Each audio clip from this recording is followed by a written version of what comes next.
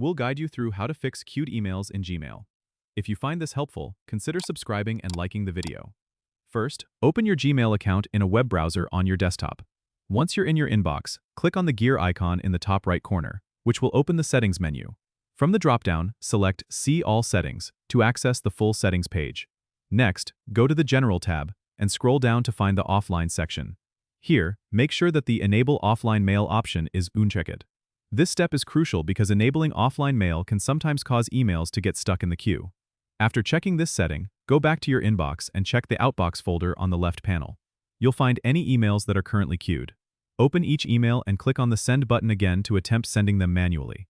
If they still don't send, it could be due to a connection issue. Ensure your internet connection is stable, then try sending them again. Another thing you can do is refresh your browser or even try clearing your cache if the problem persists. To clear the cache, go to your browser settings, find the Privacy and Security section, and click on Clear Browsing Data. Make sure you select cached images and files, then click Clear Data. Once done, return to your Gmail and attempt to resend your emails. These steps should help you resolve the issue of queued emails in Gmail. Don't forget to subscribe and comment if this helped you out.